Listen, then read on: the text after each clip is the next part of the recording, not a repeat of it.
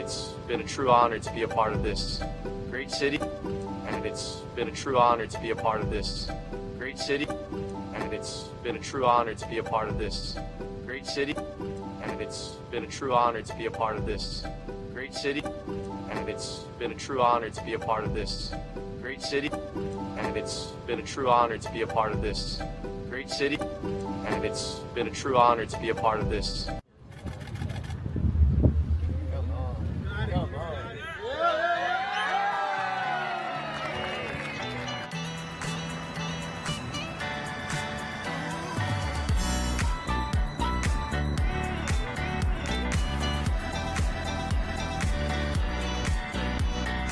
It is my honor to announce that Abraham Onset has generously donated $100,000 to Champion Lakes Golf Course. Now therefore I do hereby proclaim January the 5th, 2026 as Abraham Onset Day. Congratulations. Please accept our sincere appreciation and this plaque, which will be permanently displayed on these grounds to honor your enduring connection to the short game practice area.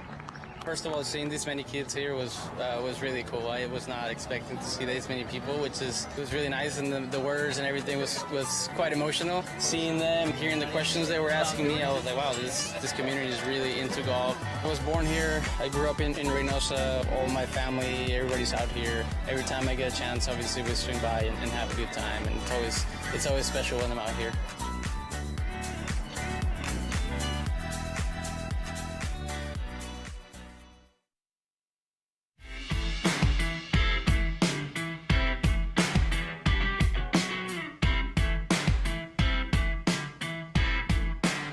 When you see flashing lights on the side of the road, move over or slow down. Put a lane between you and them if possible. It's not just a courteous thing to do, it's also the law. My name is Abril Paz, and I am the City of McAllen. What I love the most about working for the City of McAllen is knowing that the work I do has a direct positive impact on our community. The City of McAllen isn't your typical job. It's a place where you can grow, learn, and be part of something meaningful. What keeps me motivated is seeing the impact of our work. When residents thank us for what we're doing, when a child learns about recycling, or when a community event brings people together. These moments fuel my passion. My job makes a difference in the community by helping people understand the importance of taking care of our environment and providing opportunities for everybody to get involved. I like to think that my job plants a seed for the future of our community. Although it might be a small action, eventually it adds up. What inspired me to work in public service is that I wanted a career where my daily efforts could improve people's lives in meaningful ways. Every event we host, program we create, helps build a stronger community, and there's a real sense of pride of being part of something bigger than yourself. My name is Abril Paz, and I am the City of McAllen.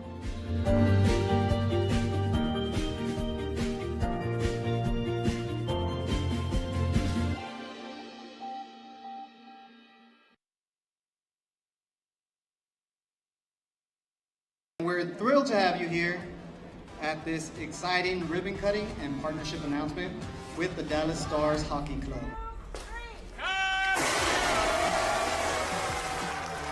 One thing holds true, that this is an area that youth come to play.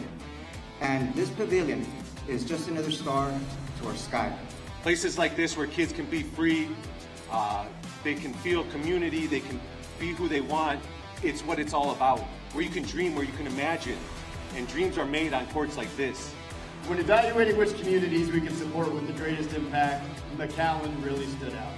Here there is a strong sports culture, a passionate and vibrant population, and a long-standing connection to hockey in Rio Grande Valley. To all the kids over here to my left, thank you guys for being here because this is for you guys. Thank you guys for coming out and supporting us, supporting the Dallas Stars and supporting the RGV hockey. It's going to be a great time here in South Texas. I'm hoping that you guys will get a #1 draft pick out here in the future. This is what partnership feels like, and this is what happens when a city believes in itself. McAllen is rising, and today we roll into that future together. It's a wonderful day. It's a wonderful project, y'all. We're very happy to be a part of it. Enjoy your new facility, and go Stars.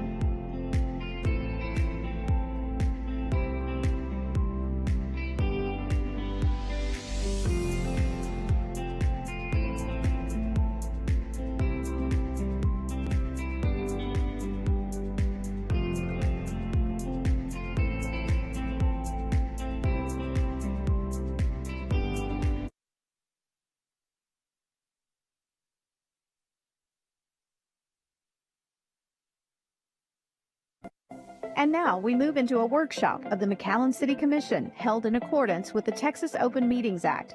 All workshops are open to the public and serve as an opportunity for city staff to present detailed information, reports, and updates to the Commission in preparation for future action or decisions. While no formal votes are taken during these sessions, workshops play an important role in the city's policymaking and decision-making process.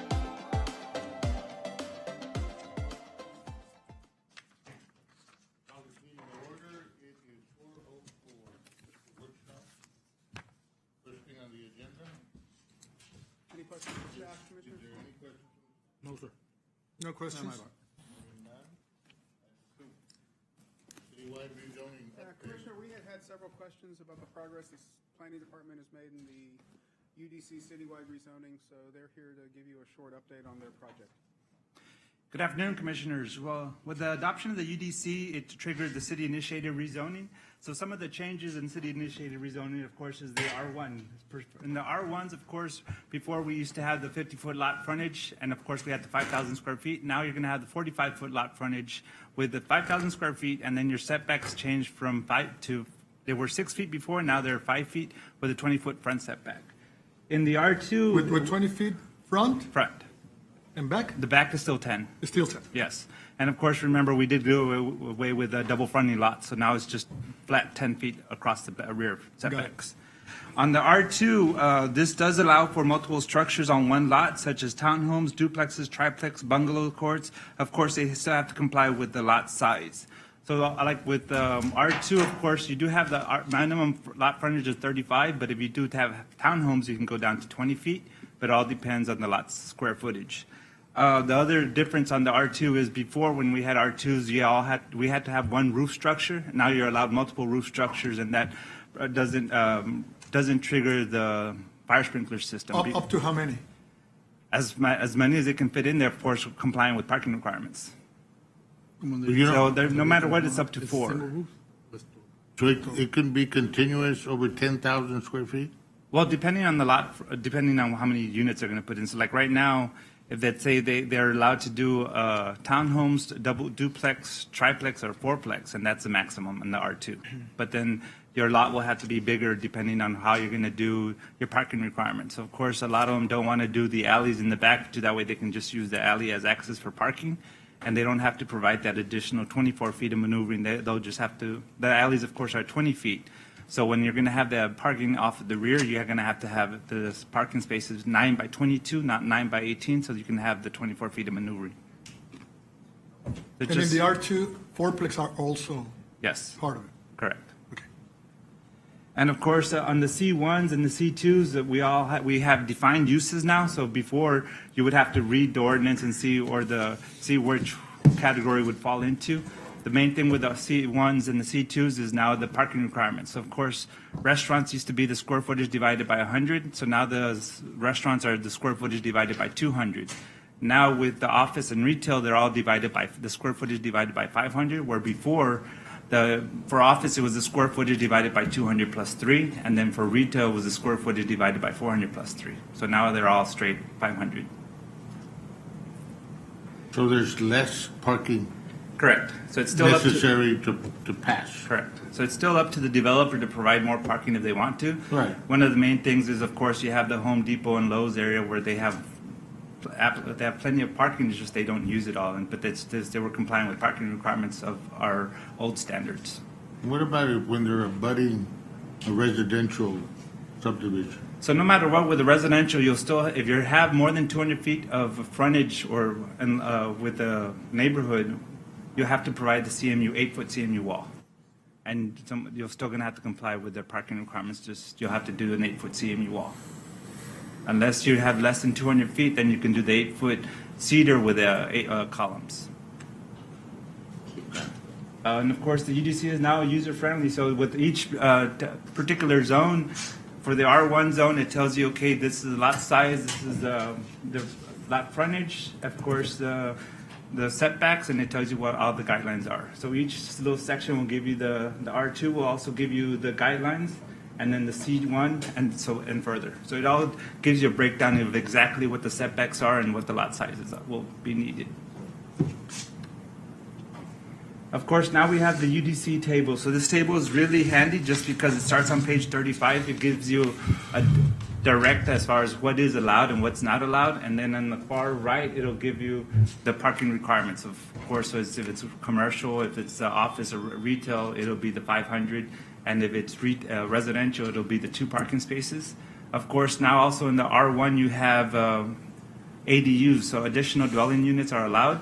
So as before, you had to get a conditional use permit for a guest house. Now it'll be by right, just depending on the lot size. You will have to comply with adding an extra parking space. And of course, like just the old ordinance, you're only allowed to have 1 water meter and 1 electrical meter, unless you have an irrigation line. But of course, you're only allowed 1 of each.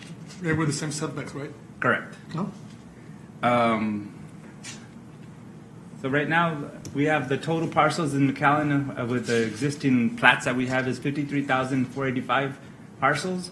As of last P&Z meeting, we have 8,262 parcels that we have rezoned. So that's about right at 15%. You will, this will be completed at City Commission, our June 1st meeting, or the first meeting in June.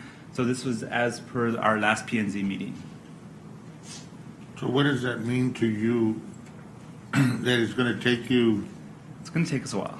Like 4 years to go through this? 3 to 4 years? Yes. So no matter what, before we start the initial rezoning, it's like with our planners have to go out to each individual location and make sure, okay, what's there, what is allowed in that particular zone. We do have some particular zones on South Military where it was a restaurant supply area, so they did all the cooking there. However, we had it zoned as I-1, and that's no longer allowed in I-1, so it's allowed in a C2, so we downzoned it to a C2. However, in the downzoning, no one's being non-conforming in that particular plaza.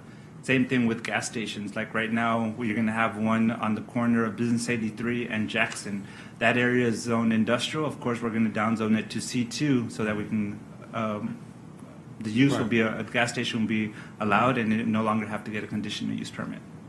But many of the parcels are residential parcels. Correct. Yes, sir. So if you have a neighborhood that is platted years and years ago, that's one of the 53,000. Okay. So why could you not just do the whole subdivision? We've done it. So like on the south side, when we first started, we did multiple subdivisions, and it was just. Main thing now is just when you go, we'll put the posting on our website. So we'll do the city-initiated rezonings, and we'll put the parcels on there. So if it's not platted or if it's platted, we'll put the parcel on there. You have to advise everyone of the change of the zoning. Correct. Right? So we no longer have to do it as far as a legal notice, but we still have to publish it on our website or put it on our website and in the newspaper. Just try to do it as efficient as possible. Yes. So the main thing is just having the planners still have to go out there to make sure that we're still in compliance, whether we need to downzone it or upzone it. So it's all depending on what the customer is in need of. So now we're going to switch over to just hit escape. So just a quick little run through. So of course, if you go to the City McAllen Planning Department, you'll see the UDC. And the main thing is on the UDC, when you go onto the website, you can just hit Control F. Once you hit Control F, it'll give you a little shortcut. So if you're looking at anything in particular, you can just type in what you're looking for, and it'll give you the different locations on where that is located.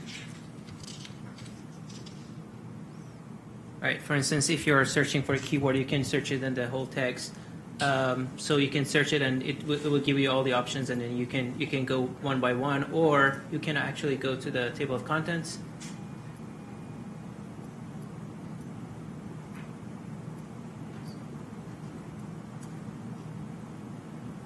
You can go to table of contents and you can click on the link. So actually, like if you're looking for the zoning district, you can go to this like base districts. You can click on it. It takes you to the zonings, to the AO, R1, R2, R3. So it goes zone by zone, and then you can look at this table that Omar had it on the PowerPoint. So you can look at what is the minimum lot size, what is the minimum lot width, the setbacks. They are all in the zoning district. If someone wants to know what is the permitted zone for each district, the same thing. You can go back to the table of contents. Here in chapter 3, so you can go to the use tables, and then you can see the type of uses. They are actually categorized by the type of use. So the first one is actually the residentials. Then you have the lodging, then automotive, commercial. So each category you can see what is permitted. If it is permitted, it's P. If it is conditional use permit required, it's a C. And if there is nothing says it's not permitted, right? For instance, the townhomes are permitted in an R2 zone, so there is a P under R2 and there is a P under R3, right? So the townhomes are permitted here, but they're not permitted in an R1. But some of the uses, I think Omar was mentioning about the gas stations, like depends on what you're looking for, like car washes. It's a conditional use permit in a C1, but permitted in C2, I1, and I2. So it depends on what you're looking for. You can search it there and find it, and it tells you if it requires a CUP or is permitted by right, or if it's not permitted. Any questions? I asked enough. Thank you. The 5-foot side setbacks are good. Too. Yes, same thing with a double and it's front. still the safety Yeah. part, so we're good. Anything else?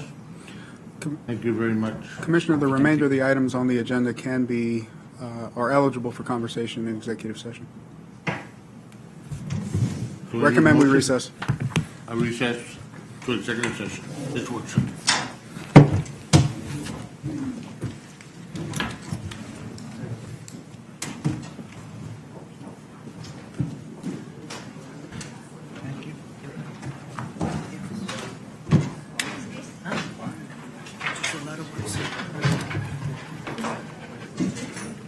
Yeah, one more? You made the UDC look simple. Yes, it is.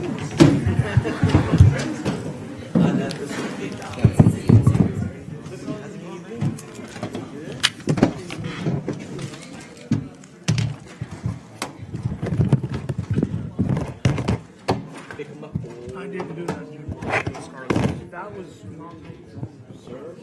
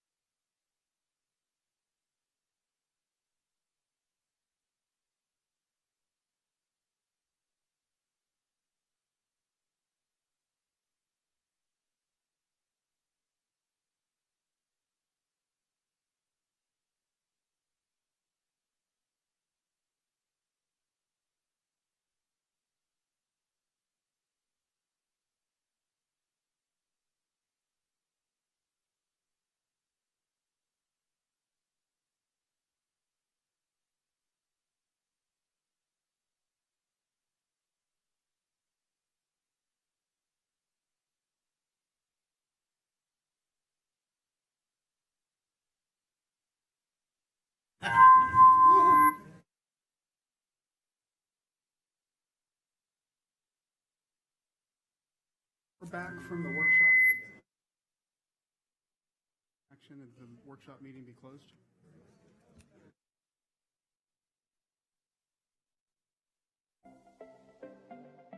This concludes the workshop of the McAllen City Commission. Workshops are held on the second and fourth Monday of each month at 4 p.m. in the City Commission Chamber, located on the third floor of McAllen City Hall. The public is always welcome to attend or view online. Thank you for staying informed and engaged with the City of McAllen.